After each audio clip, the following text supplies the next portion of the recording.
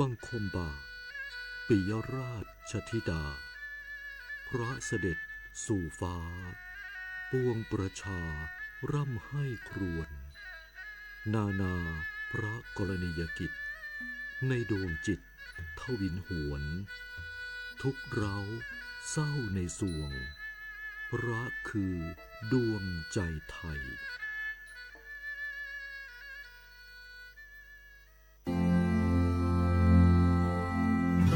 รากฐานสังคมไทยตั้งแต่อดีตจนถึงปัจจุบัน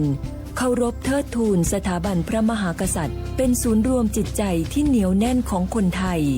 ในเวลาที่เกิดวิกฤตทางการเมืองพระบารมีของพระเจ้าอยู่หัวก็ทำให้เกิดความสงบและช่วงที่เกิดวิกฤตเศรษฐกิจปรัชญาเศรษฐกิจพอเพียงของพระเจ้าอยู่หัวรัชกาลที่ 9พระราชทานให้กับคนไทยก็ทำให้ผู้ที่น้อมนำมาปฏิบัติมีภูมิคุ้มกันและไม่เกิดความเสียหายพระปฐมบรมราชโองการของพระเจ้าอยู่หัวรัชกาลที่ 10เราจะสืบสานรักษาและต่อยอดและครองแผ่นดินโดยธรรมเพื่อประโยชน์สุขแห่งอาณาราษฎรตลอดไปพระมหากษัตริย์ไทยทุกพระองค์ทรงห่วงใยราชเสมอสถาบันพระมหากษัตริย์ไทยศูนย์รวมใจไทยทั้งชาติ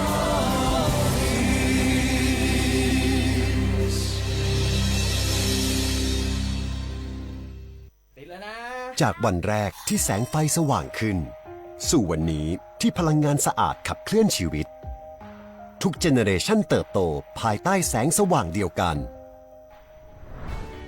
PEA เรามุ่งมั่นพัฒนาเทคโนโลยีและบริการจากรุ่นสู่รุ่นด้วยระบบจ่ายไฟที่มั่นคงอัจฉริยะแม่นยำควบคุมได้แบบเรียลไทม์เราพร้อมเคียงข้างทุกก้าวของเทคโนโลยีพลังงานที่ไม่ว่าคุณจะอยู่ไกลแค่ไหนแสงสว่างยังคงเชื่อมถึงเพราะเราจะยกระดับเศรษฐกิจคุณภาพชีวิตและสังคมไทยให้เติบโตขึ้นอย่างยั่งยืนก้าวเข้าสู่ 65 ปี PEA พลังแห่งอนาคตเคียงข้างทุกเจเนเรชัน Smart Energy for Better Life and Sustainability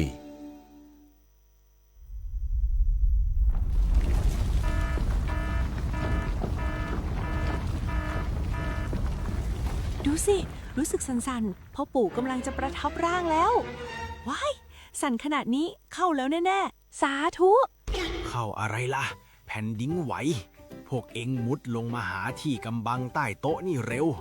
อย่าเพิ่งวิ่งออกไปข้างนอกของจะหล่นใส่หัวแล้วตอนสั่นแรกๆทำไมท่านยังนั่งนิ่งเหรอครับตอนแรกมันสั่นระดับเบาแค่ให้เฝ้าระวังแต่สั่นแรงขนาดนี้ต้องหมอบป้องเกาะหาที่หลบกำบังที่แข็งแรงพวกเอ็งต้องรู้จักประเมินสถานการณ์ภัยบ้างประเมินภัยเป็นปฏิบัติตัวถูกรับมือได้ทุกวิกฤตสำนักงานประชาสัมพันธ์ที่ 3 กรมประชาสัมพันธ์สารคดีแสงเพชรส่องล่าเจ้าฟ้าพัชรกิติยาภาตอนตามรอยเบื้องพระยุคลบาทสมเด็จพระเจ้าลูกเธอเจ้าฟ้าพัชรกิติยาภานเรนทิลาเทพยวดีกรมหลวงราชสารินีสิริพัฒน์มหาวชิรราชธิดาทรงยึดมั่นในพระปณิธานในการทรงงานเพื่อประชาชนพระองค์ทรงก้าวเดินตามรอยพระบาทของพระบาทสมเด็จพระเจ้าอยู่หัวทรงสืบสารและต่อยอดโครงการต่างๆเพื่อความผาสุกของประสบกนิกรพระองค์ทรงให้ความสำคัญกับหลักการพัฒนาอย่างยั่งยืนโดยเฉพาะการให้โอกาสแก่ประชาชนได้เข้าถึงองค์ความรู้และทรัพยากรที่จำเป็นในการพึ่งพาตนเองได้ไม่ว่าจะในพื้นที่ห่างไกลหรือพื้นที่ทุรกันดารทรงมุ่งมั่นที่จะเข้าไปช่วยเหลือและพัฒนาชีวิตของประชาชนในทุกมิติทรงให้ความสำคัญกับการศึกษาการสาธารณสุขและการพัฒนาอาชีพหนึ่งในพระกรณียกิจที่สำคัญคือการทรงมีส่วนร่วมในการส่งเสริมโครงการต่างๆของมูลนิธิชัยพัฒนาและโครงการในพระราชดำริของพระบาทสมเด็จพระเจ้าอยู่หัวทรงเห็นว่าการสานต่อพระราชปณิธานของพระมหากษัตริย์ไทย คือภารกิจอันสำคัญยิ่งที่ต้องทำอย่างต่อเนื่องพระองค์ทรงมีพระราชดำรัสที่สร้างแรงบันดาลใจให้กับทุกคนเสมอว่าการให้คือความสุขที่แท้จริงซึ่งเป็นคติประจำพระองค์ในการทรงงานเพื่อประชาชนทุกย่างก้าวที่สมเด็จพระเจ้าลูกเธอเจ้าฟ้าพัชรกิติยาภานเรนทิราเทพยวดีกรมหลวงราชสารินีสิริพัฒน์มหาวชิรราชธิดาทรงตามรอยพระบาทของสมเด็จพระบรมชนกนาถคือล้วนการทรงงานเพื่อประชาชนอย่างแท้จริงขอตามรอยพระบาทที่สถิตในใจไทยตลอดกาล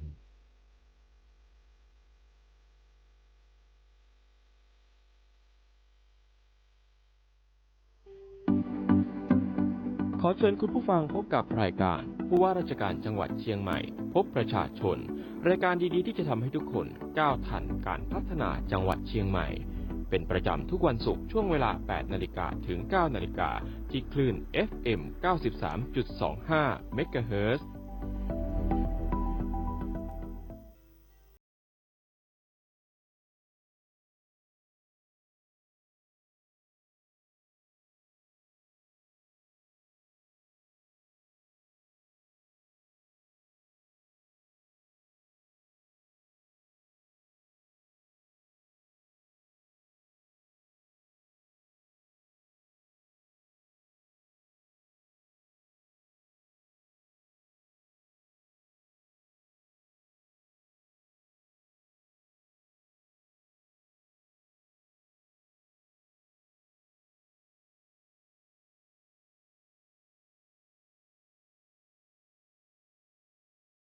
รับคุณผู้ฟังทุกท่านเข้าสู่ช่วงเวลาของรายการ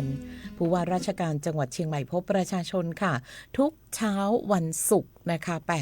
8:10 นาทีโดยประมาณจนถึง 9 นาฬิกานะคะดิฉันวีระอนงค์ดวงทิพย์ทำหน้าที่ดำเนินรายการค่ะแล้วก็ต้องขอบพระคุณทุกคลื่นความถี่ที่รับสัญญาณรายการผู้ว่าราชการจังหวัดเชียงใหม่พบประชาชนออกอากาศในคลื่นความถี่ทุกๆคลื่นความถี่ด้วยนะคะวันนี้รายการของเรานะคะมีหลายๆเรื่องราวขอบคุณประชาสัมพันธ์จังหวัดเชียงใหม่ค่ะที่ได้นำสนับสนุนข้อมูลในการผลิตรายการให้คุณผู้ฟังได้พบกับเรื่องราวดีๆวันนี้นะคะเรามีด้วยกันหลายประเด็น3เรื่องหลักๆนะคะไม่ว่าจะเป็นเรื่องของผลการดำเนินงานภารกิจด้านความมั่นคงของจังหวัดเชียงใหม่โดยท่านป้องกันจังหวัดเชียงใหม่นะคะแล้วก็ยังมีเรื่องของการเลือกตั้งบอร์ดประกันสังคมเรื่องนี้เป็นอย่างไรประชาชนจะต้องมีส่วนร่วมอะไรอย่างไรบ้างเดี๋ยวติดตามในประเด็นที่2และปิดท้ายวันนี้ในเรื่องของความคืบหน้า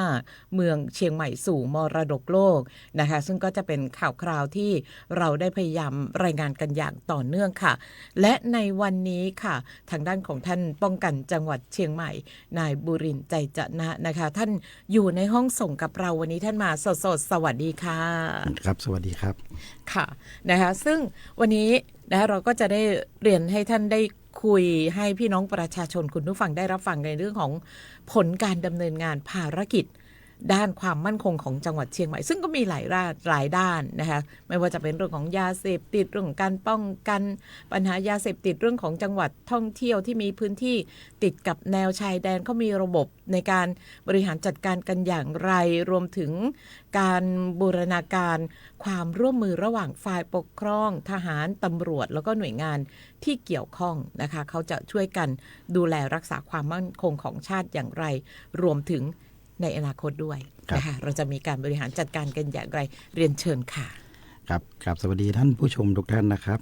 ก็จังหวัดเชียงใหม่ก็ได้ขับเคลื่อนภารกิจด้านความมั่นคงตามนโยบายของทางรัฐบาลและกระทรวงมหาดไทยนะครับของเราขับเคลื่อนโดยกลไกของทีมจังหวัดนะครับบูรณาการทุกภาคส่วนในความมั่นคงต่างๆครอบคลุมทั้ง9ประเด็นนะครับไม่ว่าจะเป็นยาเสพติดก็ดีอาชญากรรมออนไลน์ธุรกิจดอมินีการฟอกเงินผู้มีอิทธิพลหนี้นอกระบบความปลอดภัยของนักท่องเที่ยวการบุกรุกที่สาธารณะและการเชื่อมโยงข้อมูลต่างๆด้านความมั่นคงครับซึ่งในที่ผ่านมานะครับก็การร่วมมือ ของทุกภาคส่วนนะครับ ในด้านความมั่นคง เราก็ได้เห็นผลงานต่างๆขึ้นมา โดยเฉพาะด้านการปราบปรามในเรื่องของอาชญากรรมทางเทคโนโลยีต่างๆนะครับไม่ว่าจะเป็นเรื่องของ call center ก็ดีนะครับบัญชีม้าต่างๆที่เราปราบปรามมาอย่างต่อเนื่องนะครับมีผลงานตลอดทุกเดือนทุกอาทิตย์นะครับครับซึ่งในห่วงที่ผ่านมานะครับก็เพิ่งเปิดปฏิบัติการล่าสุดก็คือเรื่องของปฏิบัติการพิทักษ์เชียงใหม่ทลายเครือข่ายนอมินีครับซึ่งท่านผู้ว่าได้มีรับนโยบายจากทางกระทรวงมหาดไทยและรัฐบาลนะครับซึ่งการปราบปรามกลุ่มทุนนอมินีต่างๆซึ่งได้รับความร่วมมือไม่ว่าจะเป็นทางภูธรจังหวัดเชียงใหม่นะครับแล้วก็ภาค5ต่างๆแล้วก็รวมถึงทางที่ดินก็ดีทางสรรพากรในการตรวจสอบนะครับก็มีผลงานเริ่มต้นไปตั้งแต่เราเริ่มมาตั้งนานแล้วแต่เริ่มมีการตรวจสอบตั้งแต่วันเริ่มครั้งนี้ก็คือวันที่17ที่ผ่านมาครับครับค่ะแต่ก็มีการออกไปกวาดล้างตรวจสอบกันใช่ครับเพราะว่ากลุ่มทุนนอมินีพวกนี้ก็จะได้เช็คตรวจสอบซึ่งเบื้องต้นก็คือเรื่องของการถือหุ้นไม่ถูกต้องต่างๆครับครับผมครับแล้วก็จะเป็นเรื่องของปัญหาสังคมอีกเรื่องหนึ่งที่ทางป้องกันจังหวัดนั้นก็ออกไปดูแลออกไปตรวจสอบตามนโยบายนะคะแล้วในส่วนเรื่องของยาเสพติดครับก็ยาเสพติดของเราตอนนี้ก็ถือว่าทางภาคเหนือนี่เราจับกลุ่มได้เป็นอันดับ1ของภาคแล้วครับก็ผ่านไปแค่ไม่กี่เดือนในห้วงงบประมาณนี้มาก็มากกว่าปีที่แล้วเกือบเท่าตัวครับถือว่ายาเสพติดทะลักเข้ามาเยอะมากแล้วก็การจับกุมทีก็ 2-3 ล้านเม็ดตลอดนะครับทางกองกำลังผาเมืองก็ดีนะครับทางหน่วยความมั่นคงทางพื้นที่ชายแดนก็ติดตามต่อเนื่องนะครับทั้งวิสามัญทั้งจับกุมแล้วก็มีผลงานขึ้นเรื่อยๆครับตอนนี้ขนาดยาบ้าของเรานะครับก็130ล้านเม็ดนะครับที่ได้รับการจับกุมถือว่าเยอะมากครับไอ้พันกว่ากิโลกรัมฟินอีก100 กว่ากิโลกรัมครับซึ่งก็เจ้าหน้าที่ภาครัฐต่างๆก็ร่วมมือกันเพื่อให้เกิดความผาสุกของบ้านเมืองครับค่ะจริงๆแล้วทางหน่วยงานผู้เกี่ยวข้องเขาก็มีการดำเนินการปราบปรามกันมาโดยตลอดเราก็จะเห็นกันแบบว่าจะมีการแถลงข่าวในเรื่องของการจับกุมยาเสพติดกันมาอย่างต่อเนื่องทางการเองก็ไม่ได้หยุดทำงานในเรื่องนี้เลยแต่ว่าในส่วนของยาเสพติดเองก็หลุดทะลักเข้ามาเรื่อยๆด้วยหลายๆช่องทางซึ่งปัจจุบันมันมีการสามารถเข้ามาสู่บ้านเราได้หลายวิธีการใช่ครับนะมันก็เลยอาจจะทำให้สะดวกสำหรับคนกลุ่มนี้ครับก็ส่วนใหญ่ก็คือขนมาแบบไม่มีซุกซ่อนแล้วครับขนมาอย่างเปิดเผยแล้วครับซึ่งขนมาปริมาณที่มากครับไม่เกรงกลัวครับครับก็ในส่วนของการป้องกันเราก็มุ่งเน้นไปทางสถานศึกษาและกลุ่มเยาวชนนะครับก็เดี๋ยววันที่26นี้ก็เป็นวันต่อต้านยาเสพติดโลกครับทางจังหวัดก็จะจัดกิจกรรมเพื่อให้น้องๆได้ตระหนักถึงโทษภัยของยาเสพติดขึ้นนะครับจัดที่โรงเรียนนวมินทร์ราชูทิศครับพายัพครับนะคะซึ่งยาเสพติดในยุคนี้มันมาในหลายรูปแบบนะในลักษณะที่แบบชวนเชื่อชวนให้เราสนใจมันอย่างเช่นบุหรี่ไฟฟ้าก็มาในรูปแบบของปากกาซึ่งผู้ปกครองบางทีก็ไม่รู้อ่ะใช่ครับนะคะหรือว่าจะเป็นยาเสพติดอย่างอื่นที่มาในรูปแบบเหมือนขนมหรือมันเยอะมากครับซึ่งเป็นความเสี่ยงกับน้องๆนะครับใช่ครับผมนะคะอันนี้ก็จะถือว่าเป็นเรื่องของการที่เราจะต้องมาดูแลในเรื่องของยาเสพติดที่มาในหลายรูปแบบอย่างที่ท่านป้องกันได้บอกว่ามันทะลักอ่ะมันจะบอกว่ามันค่อยๆทยอยเข้ามาเหมือนเมื่อก่อนก็ไม่ได้นะมันทะลักอ่ะนะเพราะจับกลุ่มทีนึงไม่เคยจะเห็นว่ามีการแถลงว่าจำนวนไม่เท่าไหร่หลักล้านทั้งนั้นใช่ครับค่ะซึ่งในส่วนนี้ทางป้องกันเองก็ออกมาปฏิบัติการกันทุกวันครับรวมบูรณาการทั้ง3ฝ่ายครับปกครองทหารตำรวจครับผมครับในส่วนของการบำบัดฟื้นฟูในส่วนที่ผู้ที่หลงผิดนะครับ เราก็เพิ่งปิดศูนย์ไปเมื่อวานนะครับก็เป็นศูนย์ฟื้นฟูพลังใจจังหวัดเชียงใหม่นะครับด้วยความร่วมมือของจังหวัดเชียงใหม่ปปสภาค5นะครับร่วมกับทางสำนักกระทรวงแรงงานต่างๆนะครับไม่ว่าจะเป็นพัฒนาฝีมือแรงงานต่างๆที่เข้ามาร่วมก็คืออบรมอยู่ทั้งหมดอยู่60 วันครับก็มีทั้งการฝึกอาชีพที่ให้น้องๆได้ออกไปประกอบอาชีพ60 วันนี้ก็จะมีอยู่4อาชีพครับที่ฝึกช่างอเนกประสงค์ทั่วไปสำหรับน้องๆที่มีทักษะพอประมาณนะครับจากนั้นก็มีช่างแอร์นะครับช่างตัดผมแล้วก็อีกอันหนึ่งก็คือเรื่องของการช่างขับรถขุดแมคโครครับก็หลังจากฝึกเรียบร้อยก็ไปปฏิบัติงานจริงต่างๆไม่ว่าจะเป็นช่างตัดผมก็ดีช่างรถขุดก็ดีครับแล้วก็ออกไปบริการประกอบอาชีพได้ครับเป็นวิชาติดตัวนะคะครับตอนนี้ก็บริษัทก็รับเข้าทำงานด้วยครับครับผมเยี่ยมเลยนะคะซึ่งก็ถือว่าหลงผิดแต่ว่าก็ยังไปกลับมาเดินทางในเส้นทางที่ถูกต้องได้ครับนะคะค่ะอันนี้ก็จะเป็นเรื่องของยาเสพติดนะคะที่เราได้พูดถึงกันไปนะคะซึ่งทางป้องกันมีอะไรเพิ่มเติมไหมคะสำหรับเรื่องยาเสพติดก็เราต้องอยู่ในความชุมชนและครอบครัวนะครับเป็นสิ่งสำคัญนะครับน้องๆต้องการกำลังใจต้องการความห่วงใยต่างๆที่เราครอบครัวต้องช่วยกันดูแลนะครับไม่ซ้ำเติมครับใช่ครับครับเป็นความรู้สึกที่มันเกิดขึ้นแน่นอนกับทุกๆคนที่บางทีเมื่อถูกจับได้หรือรู้สึกสำนึกผิดแล้วอ่ะครับการให้อภัยก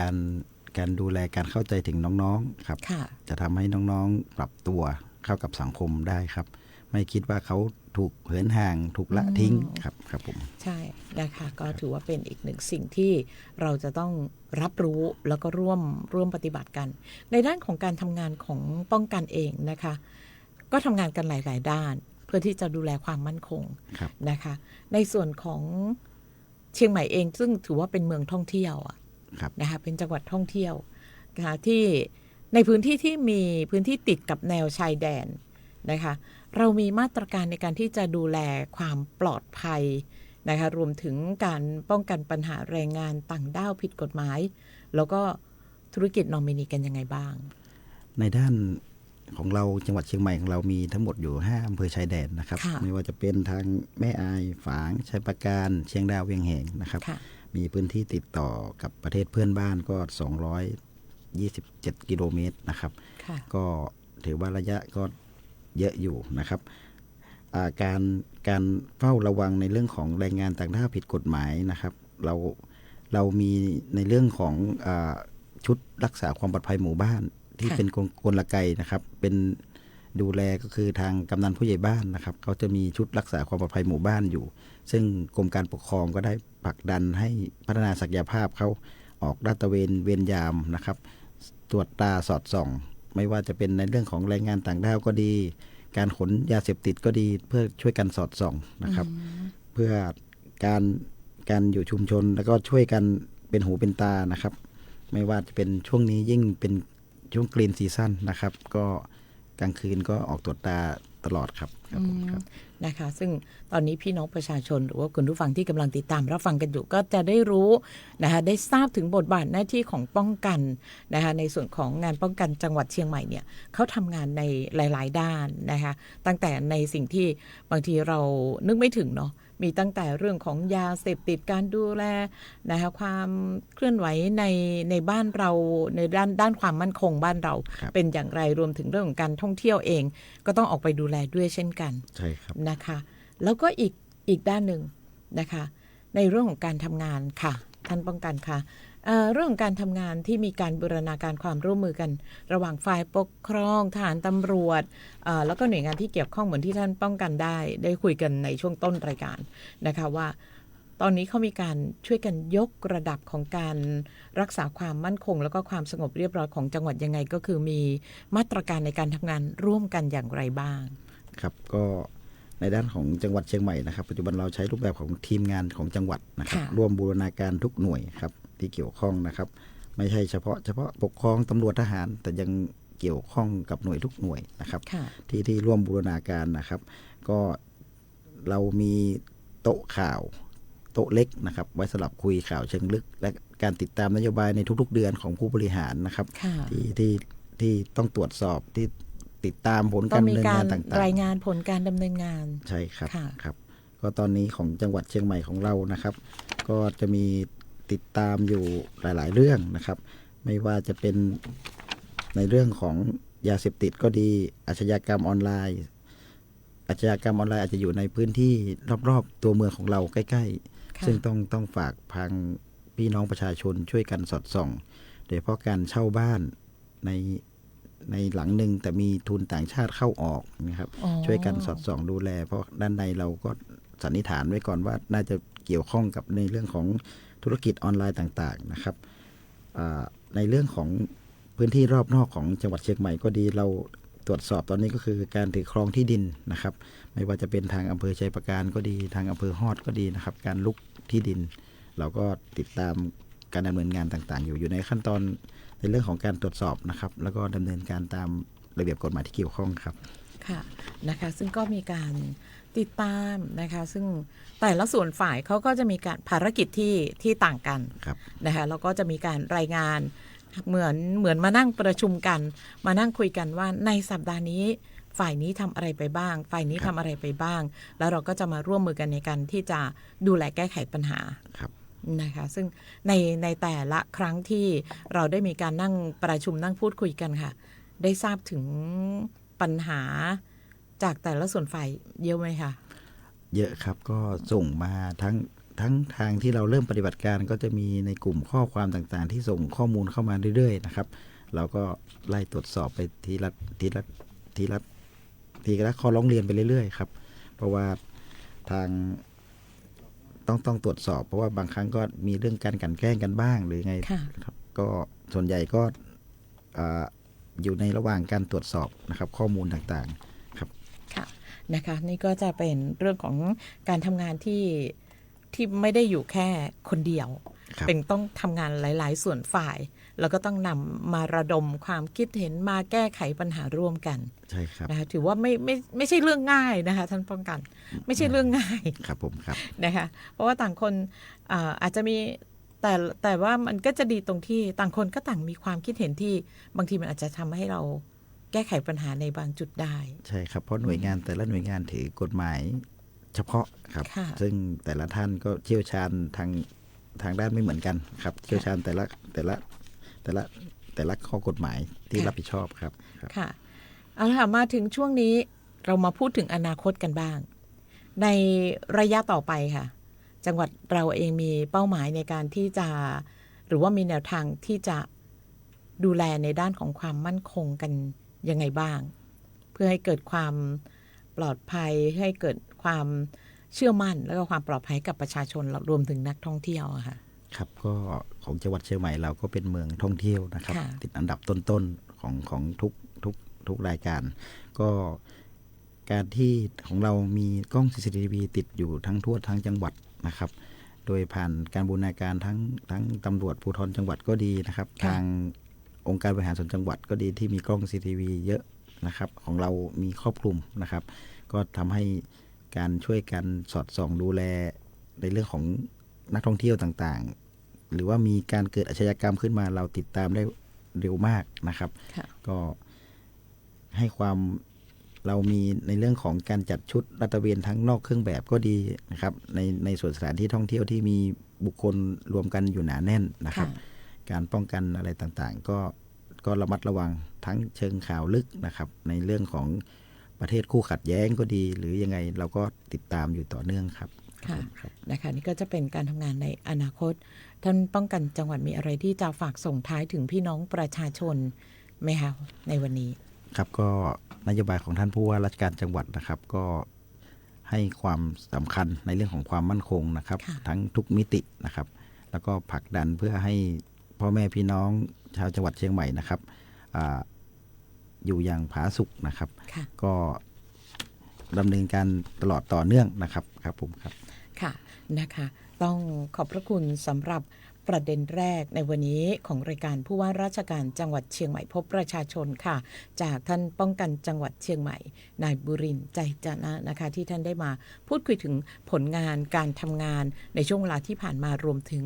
วันข้างหน้าเราจะต้องทำอย่างไรพี่น้องประชาชนสามารถที่จะมีส่วนร่วมในการช่วยกันเป็นหูเป็นตานะคะในทุกอย่างที่ท่านป้องกันได้ฝากกันไว้นะคะวันนี้ขอบพระคุณมากๆค่ะเดี๋ยวในประเด็นต่อไปเราจะคุยกับท่านประกันสังคมจังหวัดเชียงใหม่ขอบพระคุณท่านป้องกันจังหวัดเชียงใหม่ค่ะสวัสดีค่ะ สวัสดีครับ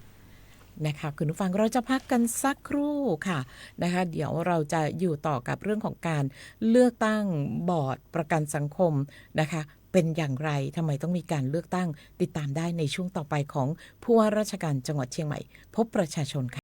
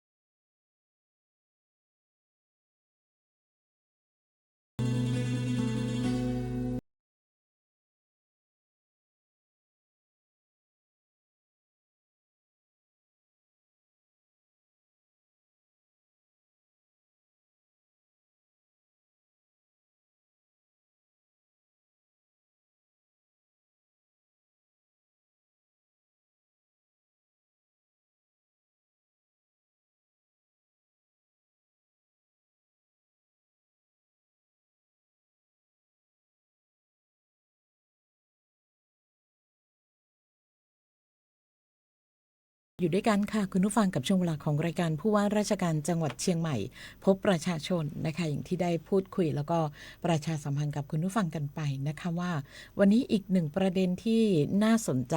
ที่เราจะมาพูดคุยกันในช่วงเวลานี้ก็คือเรื่องของการเลือกตั้งบอร์ดประกันสังคมนะคะการเลือกตั้งบอร์ดประกันสังคมนั้นมีความสำคัญยังไงมีวิธีการเลือกตั้งกันอย่างไรแล้วก็ช่องทางของการเลือกตั้งบอร์ดประกันสังคมนี้นะคะเขาจะมีวิธีการแบบใดบ้างวันนี้ท่านประกันสังคมจังหวัดเชียงใหม่ค่ะคุณศิรันธีรทัศน์ธรรมรงค์นะคะท่านมานั่งอยู่ในห้องส่งแล้วเพื่อที่จะได้พูดคุยแล้วก็ให้รายละเอียดกับคุณผู้ฟังกันในช่วงเวลานี้ขอต้อนรับท่านประกันสังคมจังหวัดเชียงใหม่สวัสดีค่ะค่ะสวัสดีค่ะค่ะนะคะวันนี้ท่านมาเราเพิ่งเจอกันครั้งแรกนะคะจริงๆมีสัปดาห์ที่แล้วแต่บังเอิญว่าเรามีการถ่ายทอดเสียงรายการพิเศษนะคะก็เลยต้องขอเลื่อนกันมาเป็นวันนี้นะคะวันนี้ในเรื่องของการเลือกตั้งบอร์ดประกันสังคมนะคะทางด้านของท่านประกันสังคมจังหวัดเชียงใหม่นั้นมี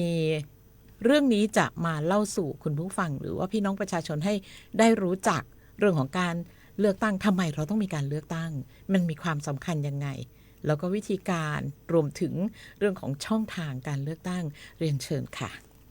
ค่ะสวัสดีค่ะค่ะอย่างที่เราทราบอยู่นะคะว่าปัจจุบันนี้ก็จะมีข่าวออกมามากมายนะคะในเรื่องของ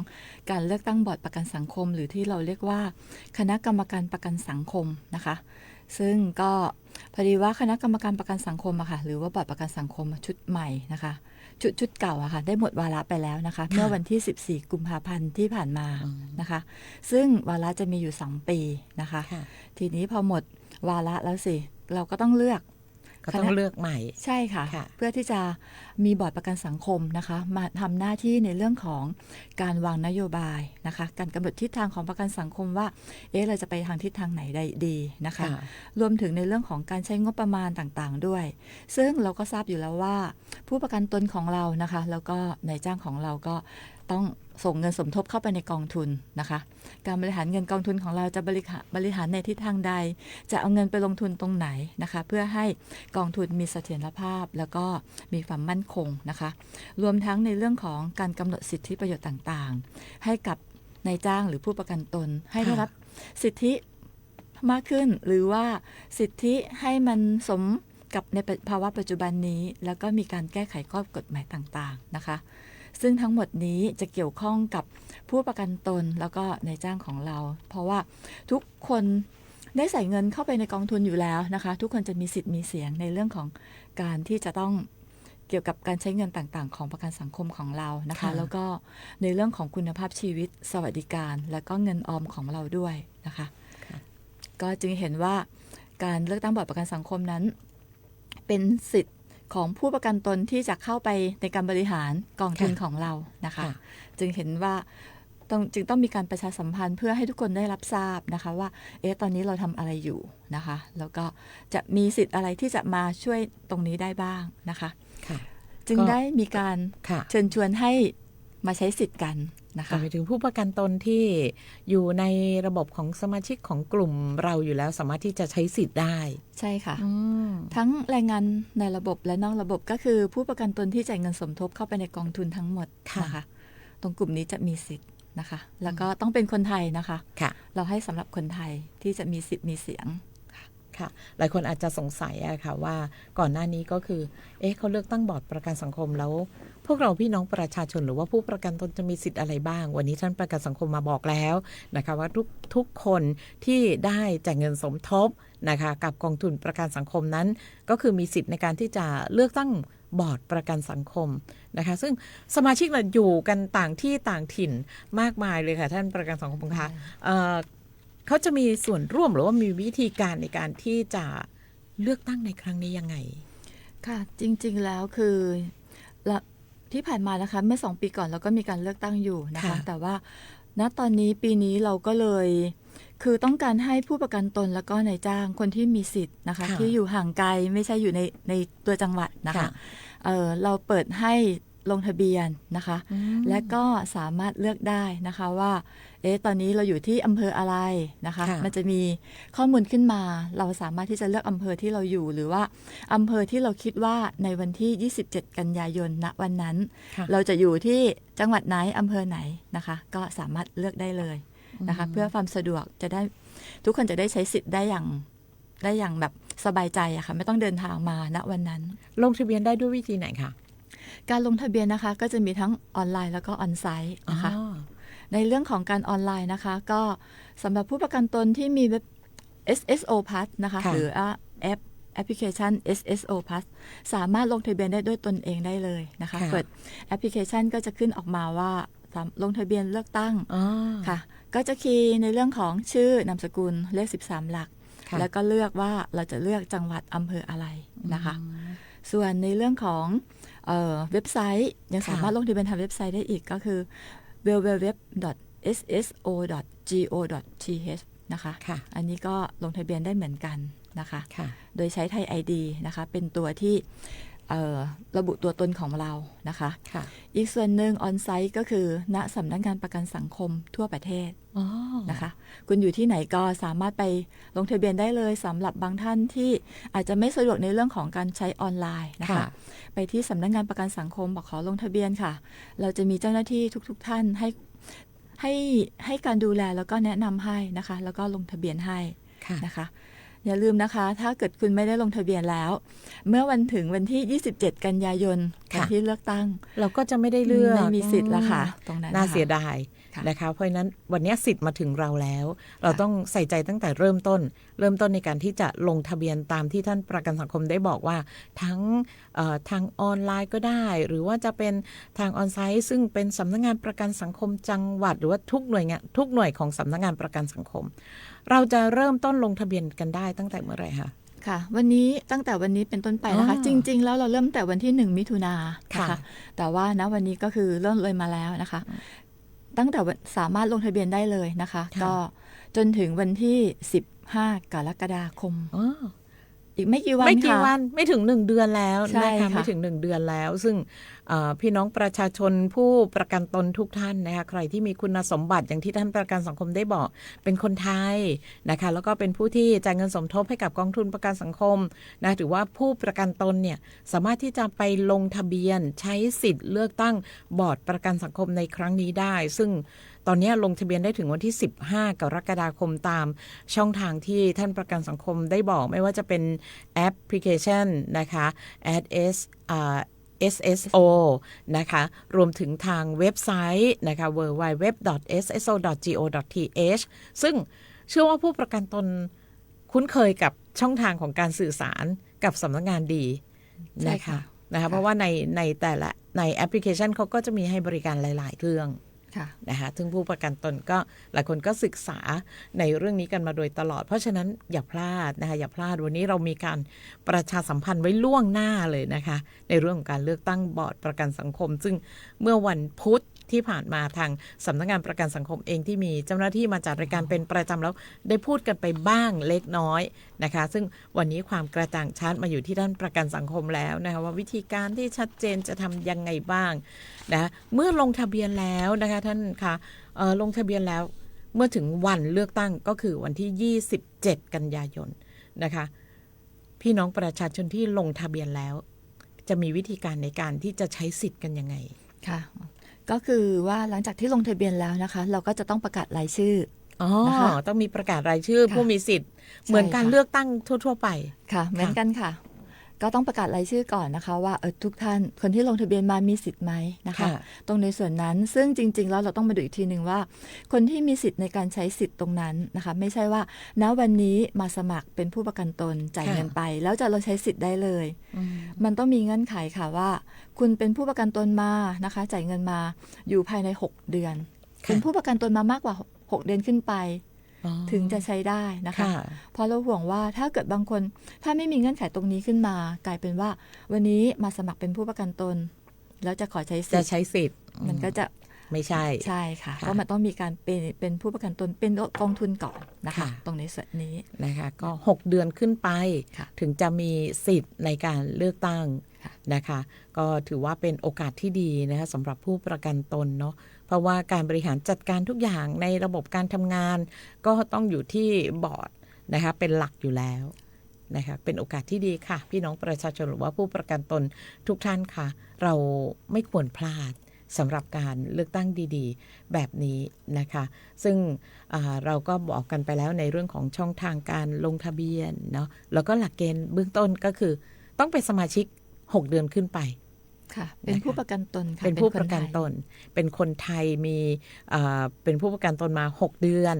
นะคะแล้วเมื่อถึงวันที่27 กันยายนจะต้องทำยังไงบ้างค่ะในวันที่หลังจากที่เราดูชื่อแล้วนะคะวันที่27อย่าลืมนะคะเข้าคูหาเข้าไปหาใช้สิทธิ์เลือกตั้งนะคะการที่จะเข้าไปใช้บัตรประชาชนนะคะอย่าลืมนำบัตรประชาชนไปด้วยนะคะเพื่อจะได้แสดงตัวตนของเราหากบางท่านไม่มีบัตรประชาชนลืมเอามานะคะสามารถใช้ไทย ID ได้นะคะหรือว่าบัตรต่างๆที่หน่วยงานภาครัฐออกให้ที่มีเลข13 หลักนะคะอย่างเช่นใบขับขี่พาสปอร์ตหรือว่าบัตรต่างๆที่สามารถที่จะรับรองตัวเองได้มีรูปถ่ายมีเลขประจำตัวนะคะซึ่งก็สามารถที่จะใช้ทดแทนได้หลักเกณฑ์ทุกอย่างเหมือนกับการเลือกตั้งเราไปใช้สิทธิ์เลือกตั้งได้ที่ไหนคะค่ะใช้สิทธิ์เลือกตั้งที่ตอนนี้ทางเราเปิดไว้ทั้ง25เราตั้งใจว่าจะทำทั้ง25 อำเภอนะคะแต่ละอำเภอเพื่อจะได้สะดวกนะคะแต่ณตอนนี้จึงต้องมีการให้ลงทะเบียนก่อนนะคะเพื่อจะได้ทราบว่าจะมีผู้มาใช้สิทธิ์กันมากน้อยเท่าไหร่ส่วนในอำเภอนั้นก็ดูว่าจำนวนผู้ประกันตนที่ใช้สิทธิ์ถ้าเยอะเราก็ต้องเปิดหลายคูหา นะคะ ก็จะต้องมีการบริหารจัดการกันต่อไปว่า เราจะทำยังไงที่จะรองรับผู้ใช้สิทธิ์ให้ได้ดีที่สุดค่ะทีนี้ในส่วนการเลือกตั้งนะคะ เราจะไม่เหมือนของทางสสทางเลือกตั้งสสเพราะว่าทางเลือกตั้งสสเนี่ยจะมีนัมเบอร์อยู่ใช่ไหมคะแล้วก็ใช้กากบาทแต่ทางประกันสังคมไม่ใช่ค่ะทางประกันสังคมให้ใช้เขียนเลขจะให้เราเขียนเองเลยใช่ค่ะมันเขียนเลขอาราบิกออกมานะคะเพราะว่าณวันนี้เรายังไม่รู้ว่าผู้ที่สมัครเป็นผู้แทนนะคะจะมีกี่นัมเบอร์นะคะจะมีกี่ท่านนะคะตรงนี้ก็ต้องรอดูก่อนนะคะทีนี้ก็ต้องขอเชิญชวนอีกเช่นเดียวกันนะคะสำหรับผู้ที่จะสมัครเป็นผู้แทนมาเป็นบอร์ดประกันสังคมนะคะก็ทางประกันสังคมเราเปิดรับสมัครนะคะในวันที่1ถึง15 กรกฎาคมที่สำนักงานประกันสังคมนะคะการสมัครก็คือเป็นคนไทยเช่นเดียวกันนะคะแล้วก็เป็นนายจ้างหรือว่าเป็นผู้ประกันตนนะคะอยู่ในกองทุนนี้อยู่แล้วอยู่ในระบบนี้3 ปีขึ้นไปนะคะแล้วก็มาสมัครที่สำนักงานประกันสังคมได้เลยนะคะเพื่อจะได้เข้ามาเป็นบอร์ดอันนี้เป็นบอร์ดเลยนะคะค่ะจะเปิดรับสมัครในวันที่15ถึงวันที่1 กรกฎาคมถึงวันที่15 กรกฎาคมนะคะที่สำนักงานประกันสังคมนะคะเวลาราชการไม่8:30 ถึง 16:30 ทุกวันไม่เว้นวันหยุดราชการค่ะนะคะก็เป็นโอกาสที่ดีค่ะทั้งผู้ที่จะไปลงรับสมัครการเลือกตั้งรวมถึงผู้ที่จะใช้สิทธิ์ในการเลือกตั้งนะคะเรามีช่วงเวลาที่เดียวกันเลยนะคะเพราะฉะนั้นก็ใครที่จะใช้สิทธิ์ในส่วนใดจะเป็นผู้ใช้สิทธิ์เลือกตั้งหรือผู้ที่อยากจะมาเป็นบอร์ดในการทำงานก็สามารถที่จะไปศึกษาข้อมูลเพิ่มเติมกันได้นะคะในช่วงท้ายค่ะท่านประกันสังคมมีอะไรที่จะฝากถึงพี่น้องประชาชนรวมถึงผู้ประกันตนที่กำลังติดตามรับฟังเราอยู่ค่ะค่ะก็ขอเชิญชวนนะคะสำหรับผู้ประกันตนและก็นายจ้างนะคะที่เชิญชวนที่จะมาใช้สิทธิ์เลือกตั้งบอร์ดประกันสังคมหรือว่าคณะกรรมการประกันสังคมในครั้งนี้นะคะเพราะว่าทุกเงินทุกบาทของท่านที่ใส่เข้าไปในกองทุนมีความสำคัญนะคะเกี่ยวกับเงินออมและสวัสดิการของทุกท่านท่านเข้ามาใช้สิทธิ์ใช้เสียงเพื่อจะได้เลือกบอร์ดที่ให้มาทำหน้าที่ทวนแทนของพวกเรานะคะตรงนี้ถ้าเกิดท่านไม่ได้ใช้สิทธิ์แล้วก็ถึงวันที่27 กันยายนวันที่เลือกตั้งท่านจะเสียดายที่ท่านไม่ได้เลือกตั้งไม่ได้ลงใช้สิทธิ์ณวันนั้นเพราะเดี๋ยวประมาณไปช่วงรับสมัครก็จะมีบอร์ดต่างๆที่คนที่รับสมัครเป็นบอร์ดนะคะก็จะมาประชาสัมพันธ์ว่าควรเลือกเบอร์อะไรประมาณนี้นะคะก็จะมีนโยบายของตัวเองใช่ค่ะก็ลองดูนะคะว่าท่านชอบคนไหนนะคะแล้วก็อยากจะเลือกใครเข้ามาเป็นบอร์ดที่จะทำหน้าที่ดูแลกองทุนของเรานะคะอันนี้ก็ขอเชิญชวนด้วยนะคะเดี๋ยวถ้าพลาดไปแล้วเดี๋ยวจะไม่มีสิทธิ์นะต้องย้ำค่ะต้องย้ำนะคะผู้ประกันตนทุกท่านนี่คือช่วงสำคัญของท่านที่เราจะมาช่วยกันดูแลแล้วก็มาช่วยกันใช้สิทธิ์ในการเลือกตั้งบอร์ดประกันสังคมและเพื่อที่เราจะได้มีแนวทางในการทำงานใหม่ๆนะคะวิธีการนโยบายของใครที่ถูกใจท่านนะคะต้องติดตามกันต่อไปนะคะเดี๋ยวไว้ใกล้ๆเราอาจจะมีรายละเอียดของบอร์ดแต่ละท่านที่มาลงสมัครนะคะมาพูดคุยให้คุณผู้ฟังได้ติดตามค่ะวันนี้ขอบพระคุณท่านประกันสังคมจังหวัดเชียงใหม่คุณสิรันทีรทัศน์ธรรมรงค์ที่ได้มาพูดคุยในเรื่องของการเลือกตั้งบอร์ดประกันสังคมซึ่งยังคงต้องมีการติดตามรายละเอียดกันต่อไปนะคะสำหรับวันนี้ขอบพระคุณค่ะสวัสดีค่ะสวัสดีค่ะนะคะคุณผู้ฟังในช่วงนี้เราจะไปพักฟังเรื่องของเรื่องเมืองเชียงใหม่กันก่อนนะคะแล้วเดี๋ยวในช่วงต่อไปเรายังมีเรื่องราวดีๆนำเสนอให้กับคุณผู้ฟังกันต่อในช่วงของผู้ว่าราชการจังหวัดเชียงใหม่พบประชาชนค่ะ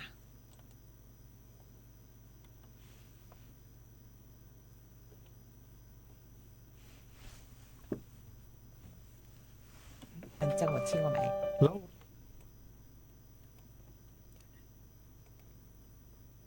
เรื่องเมืองเชียงใหม่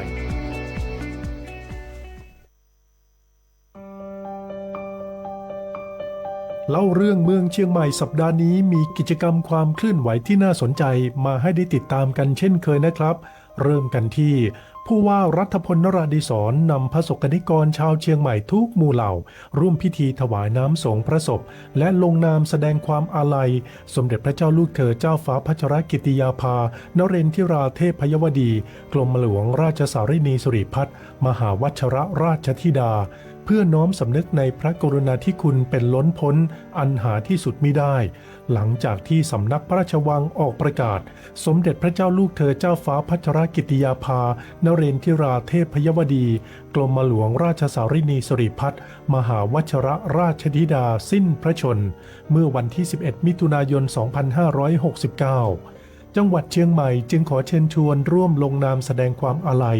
ได้ในทุกวันทำการณศาลากลางจังหวัดเชียงใหม่และที่ว่าการอำเภอทั้ง 25 อำเภอตั้งแต่บัดนี้จนถึงวันที่ 27 มิถุนายน 2569 ครับ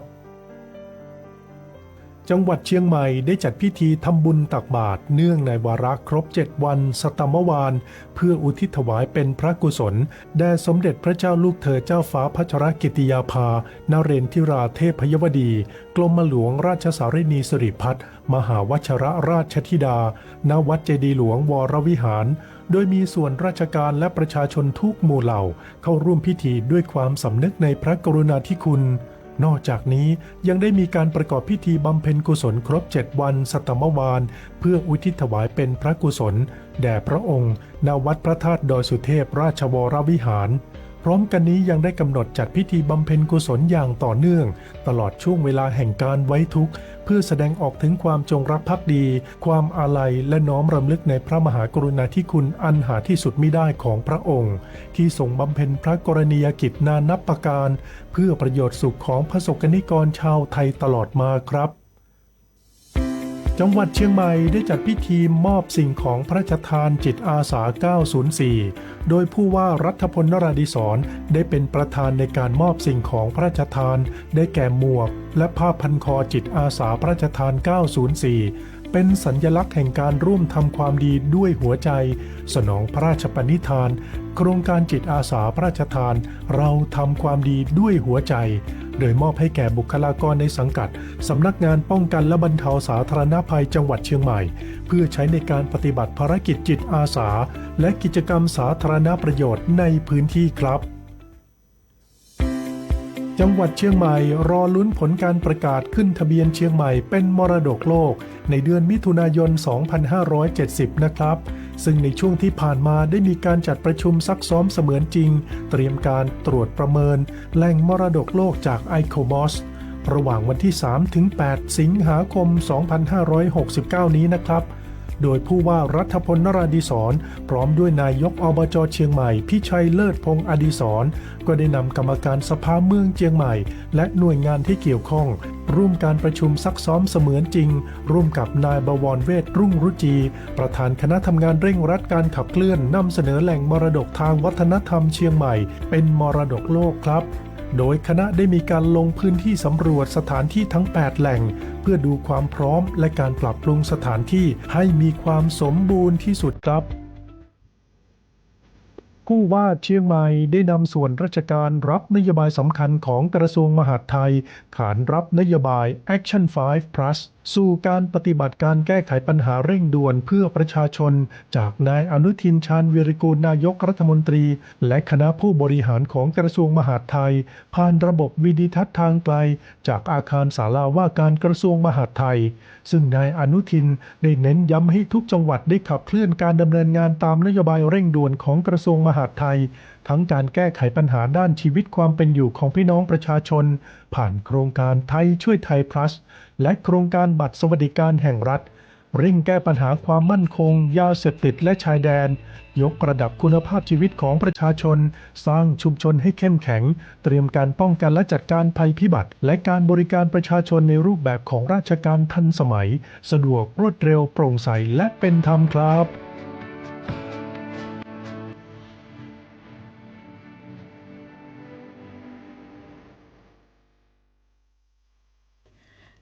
นั่นคือช่วงของเล่าเรื่องเมืองเชียงใหม่จากสำนักงานประชาสัมพันธ์จังหวัดเชียงใหม่ค่ะคุณผู้ฟังคะมาถึงช่วงนี้เป็นช่วงที่3ช่วงสุดท้ายของรายการนะคะเราคงจะต้องปิดท้ายกันที่เรื่องของ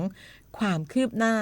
เมืองเชียงใหม่สู่มรดกโลกซึ่งเดิมเนี่ยเราก็ติดตามกันตามข่าวสารต่างๆทีมข่าวสวทเชียงใหม่เองก็มีการติดตามในเรื่องนี้แล้วก็รายงานให้คุณผู้ฟังได้รับทราบเสมอพอมาถึงช่วงนี้วันนี้นะคะเราได้มีโอกาสพูดคุยกับท่านประธานสภาเมืองเชียงใหม่นะคะนายสุภฤกษ์ภาวิไลค่ะซึ่งท่านก็จะได้มาพูดคุยกันถึงเรื่องของความคืบหน้าเมืองเชียงใหม่สู่มรดกโลกในวันนี้สวัสดีค่ะ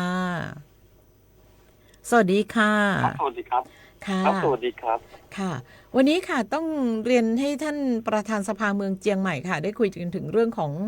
ความคืบหน้าเมืองเชียงใหม่สู่มรดกโลกซึ่งเรามีเวลาประมาณ 5-6 นาทีเรียนเชิญค่ะสวัสดีครับตอนนี้นะครับเรื่องของความคืบหน้าเนี่ยเรื่องแรกก็คือว่าเราได้มีการซ้อมการตรวจแหล่งเสมือนจริงนะครับโดยมีท่านบรเวศรุ่นจีนะครับประธานคณะทำงานเร่งรัดนะครับผลักดันเชียงใหม่เป็นมรดกโลกนะครับซึ่งท่านกับคณะเนี่ยได้เดินทางมาเมื่ออาทิตย์ที่แล้วนะครับแล้วก็ได้เข้าไปตรวจแหล่งทั้ง7วัดนะครับรวมทั้งแนวเมืองกำแพงเมืองเนี่ยโดยรวมเนี่ยก็ในเรื่องของ7วัดเนี่ยมีความคืบหน้าก็เกือบตอนนี้ก็ 90% แล้วครับเหลือแค่ 10% สุดท้ายเรื่องเล็กๆน้อยๆแล้วล่ะครับเพราะว่าทางวัดเองท่านเจ้าวาดเองนะครับทางผู้นำชุมชนเองเนี่ยก็ได้ให้ความมันนั้นเป็นอย่างดีนะให้ความสนับสนุนหรือว่าร่วมมือกันอย่างเต็มที่เลยครับแล้วก็เราเห็นว่าความสำเร็จมันใกล้เข้ามานะครับในส่วนของ7วัดนะครับส่วนเรื่องของแนวคูเมืองกำแพงเมืองเนี่ยด้วยความที่ถ้าเฉพาะแนวคูเมืองกำแพงเมืองเนี่ยเป็นพื้นที่ที่อยู่ในการดูแลของทางกรมศิลปากรอยู่แล้วเนี่ยก็ทางซึ่งเป็นโบราณสถานเก่าแก่เนี่ยทุกอย่างก็เรียบร้อยดีนะครับสิ่งที่เราแค่กังวลนิดหน่อยก็คือเรื่องของทัศนียภาพนะครับโดยรอบคูเมืองกำแพงเมืองแนวคูเมืองนะครับซึ่งในขณะนี้เองเนี่ยก็ได้มีการเรื่องของการขีดเขียนนะครับที่เป็นไปขีดเขียนในพื้นที่ที่เป็นบ้านกำแพงวัดต่างๆเป็นเรื่องหลักๆน่าจะที่เราเห็นก่อนนะครับก็คือที่อยู่ในพื้นที่ของภาคเอกชนที่เป็นร้านค้าที่เป็นประตูม้วนนะครับไปพ่นสีอะไรเขาแล้วก็ทางร้านค้าหรือว่าเจ้าของเนี่ยเขาก็พยายามแจ้งความกันหลายรอบแล้วนะครับก็ที่ผ่านมานะครับแต่ว่าหลังๆก็ได้มีการดำเนินการกันค่อนข้างจะรวดเร็วนะครับแล้วก็มีการภาคประชาชนก็มาช่วยกันที่จะทาสีเพื่อจะช่วยกันละกันช่วยเหลือเมืองกันได้นะครับแล้วก็เพิ่งเห็นข่าวเหมือนกันว่ามีเรื่องของการไปขีดเขียนกำแพงวัดอันนี้เราก็ไม่ทราบว่าเป็นเหตุผลอะไรยังไงเพราะว่าการขีดเขียนเหมือนกับเป็นข้อความมั้งที่ผมเห็นข่าวเมื่อวานนะครับก็เลยไม่น่าจะเป็นเรื่องประเด็นอะไรกันแน่ค่ะนะคะซึ่งในช่วงนี้ทางด้านของสภาเมืองเชียงใหม่เนี่ยก็ได้มีการออกมาดูแลออกมาให้การแนะนำนะคะให้คำแนะนำสำหรับผู้ที่เกี่ยวข้องหรือว่าผู้ที่อยู่ในบริเวณพื้นที่ในตัวเมืองโดยเฉพาะบริเวณรอบคูเมืองบ้านเรามีอะไรที่จะต้องที่มองเห็นปัญหาตอนนี้มีอะไรที่เราควรจะต้องมีการปรับปรุงดูแลบ้างค่ะตอนนี้ผมเข้าใจว่าในส่วนของการช่วยกันดูแลนะครับสำหรับชาวเมืองเชียงใหม่ไม่เฉพาะแต่แนวคูเมืองกำแพงเมืองนะครับก็คือภายในบริเวณเมืองเก่าด้วยหรือพื้นที่หรือว่าเส้นแนวทางเส้นทางเดินทางผ่านที่เราจะต้องเดินทางผ่านใช่ครับก็จะได้ร่วมมือกันทำให้ดูมันสะอาดเรียบร้อยนะครับก็ด้วยความที่ทางผู้เชี่ยวชาญเขาเป็นสถาปนิกผังเมืองนั่นคือผมก็จะว่าค่อนข้างมีความสัมพันธ์กับเขาเข้าใจเรื่องของระบบการวางแผนเมืองผังเมืองนี่แน่นอนนะฮะแล้วก็ส่วนข้อกังวลอีกตัวหนึ่งก็คือเรื่องของที่ท่านหมอเวชได้กล่าวไว้ก็คือเรื่องของตัวที่เป็นป้ายโฆษณาขนาดใหญ่ครับที่อยู่ข้างหลังกำแพงแต่ไม่จะเป็นป้ายคัทเอาท์ใหญ่ๆค่ะครับมี2ป้ายครับมี2ป้ายเองฮะที่ค่อนข้างกังวลใจนะครับเพราะว่าดูจากลักษณะหรือความสูงของป้ายแล้วเนี่ยโดยเฉพาะป้ายที่อยู่ทางทิศใต้ของเมืองเนี่ยก็คือทางประตูเชียงใหม่เนี่ยน่าจะมีความสูงประมาณ17 เมตรซึ่งเราก็เรียนถามกับทางผู้ที่เขามีส่วนเกี่ยวข้องกับทางที่เป็นคณะกรรมการอนุกรรมการเมืองเก่าเชียงใหม่เนี่ยเราก็เลยทราบว่าตัวผังเมืองเนี่ยเขาให้กำหนดที่12 เมตรอันนี้พูดถึงอาคารนะครับแต่ครั้งนี้ ตัวเราเห็นว่าป้ายเนี่ยสูงกว่า17 เมตรซึ่งเรื่องนี้เนี่ยเดี๋ยวเราก็จะนำเข้าหารือในการประชุมนะฮะคณะอนุกรรมการเมืองเก่าเชียงใหม่นะอนุรักษ์และพัฒนาเมืองเก่าเชียงใหม่นะครับซึ่งจะมีการประชุมวันที่2 กรกฎาคมนี้นะครับก็จะเป็นทางการเข้าไปว่าแล้วจะมีมาตรการแก้ไขหรือจะมีการดำเนินการอะไรยังไงบ้างเพราะว่าทางเราถือว่าเป็นเรื่องของทางภาครัฐนะครับที่ต้องดูแลเรื่องของการจำกัดความสูงพวกนี้อยู่แล้วค่ะในช่วงท้ายแล้วค่ะท่านสุภฤกษ์ค่ะมีอะไรที่จะฝากถึงพี่น้องประชาชนคนเชียงใหม่ค่ะครับก็อยากจะให้ทุกคนได้ช่วยกันประชาสัมพันธ์นะครับแล้วก็ส่งต่อว่าตอนนี้เองเนี่ยเชียงใหม่เนี่ยเราเป็นโอกาสแล้วก็ความหวังสุดท้ายแล้วล่ะที่เป็นมรดกโลกนะครับเพราะว่าเนื่องจากว่าแบบมีการแข่งขันกันเยอะมากทั้งโลกใบนี้ทั้ง800 แหล่งเนี่ยปีหนึ่งได้ประกาศแค่35 แหล่งเท่านั้นเองตอนนี้เราอยู่ใน1 ใน 35ของ800 แหล่งทั้งโลกเนี่ยที่จะมีโอกาสเป็นมรดกโลกได้ภายในปีหน้านะครับก็เลยอยากจะขอเชิญชวนทุกท่านนะได้ช่วยกันสร้างการรับรู้นะฮะแล้วก็แบบกระจายในวงกว้างเพื่อจะให้ชาวเชียงใหม่ได้มีการตื่นตัวรู้ว่าตอนนี้เมืองของตัวเองเนี่ยกำลังจะขึ้นเป็นมรดกโลกแล้วนะครับเป็นแต่ว่าต้องรอในการตรวจหลังอันนี้ก่อนครับค่ะเป็นความหวังที่ชาวเชียงใหม่ตั้งใจไว้ด้วยเช่นกันนะคะส่งกำลังใจให้กับทีมงานผู้ปฏิบัติหน้าที่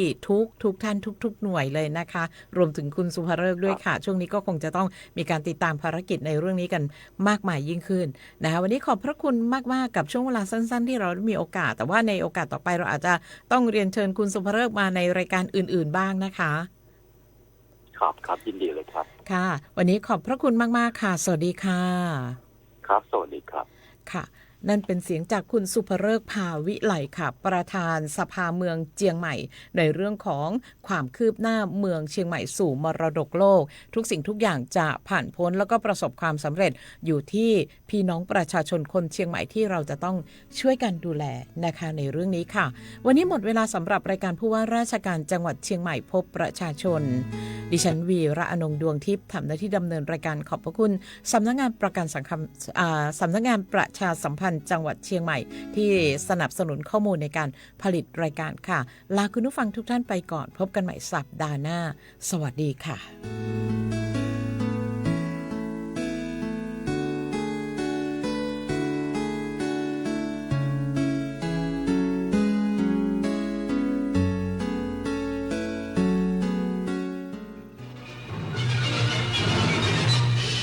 สถานีวิทยุกระจายเสียงแห่งประเทศไทยและเครือข่าย